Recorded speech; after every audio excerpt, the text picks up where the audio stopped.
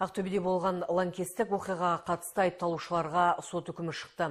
Қанды қылмысқа қатысқандардың 7-еуіне өмір бойы бас бостандығынан айыру жазасы тағайындалса, екеуі 20 және 22 жылға бас бостандығынан айырылды.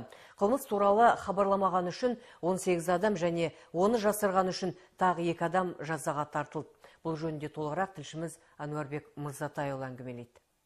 5 маусым күні Ақтөбеде орын алған қанды оқиғаға қатысты істі қарау толық аяқталды. Сот үкімін облыстық қылмыстық істер жөніндегі мамандандырылған ауданаралық сотының судьясы Нұрлан Сұлтанов жария етті.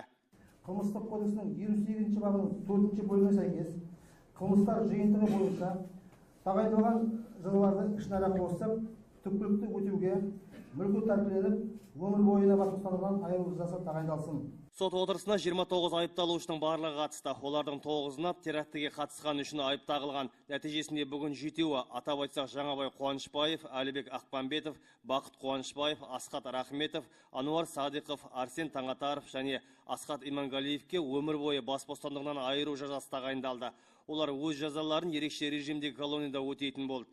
Ал Айдос Жұбановқа қылмыстары үшін 22 жыл, Азамат Абдрахмановқа 20 жыл жаза тағайындалып, мүліктері тәркіленетін болды. Сот үкімімен сотталушы Абдрахманов басқа да террористік топ мүшелерімен бірге Павлодар қару-жарақ дүкеніне шабуыл жасауға қатысқан. Алайда содан кейін қылмыстық жауаптылықтан құтылу мақсатында дүкеннен қарашылықпен алған мылтығын тастап, өзі белгісіз бағытта кетіп қалып жасырынған. Сөйтіп, ол басқа террористік топ мүшелерімен бірге Пантера қару-жарақ дүкеніне, 66-55 әскери бөліміне және Родниковка Ақжар блокпостына жасаған шабуылдарға қатыспаған. Сотталушы Жұбанов сол террористік топ мүшелерімен бірге Павлодар қару-жарақ дүкеніне шабуыл жасауға қатысқан.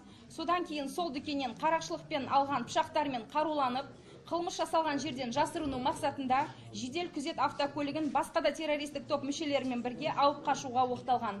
Алайда бұл сәтсіз әрекеттерінен соң топтан бөлектеніп белгісіз бағытта кетіп қалып жасырынған. Қылмыстың жоспарланған біле тұра хабарламағаны үшін тағы 18 адамға қатысты да бүгін сот үкімі шығарылды. Оларға 2 жылдан 5 жылға дейін бас бостандығынан айыру жазасы тағайындалды. Ал қылмысты жасырып қалғаны үшін Мирлан Ердауов енді жалпы режимдегі түзеу колониясында 4 жыл бойы жазасын өтейтін болады. Ал Үсен Өтеповке осыншама уақыт бойы бас бостандығын шектеу жазасы тағайындалды.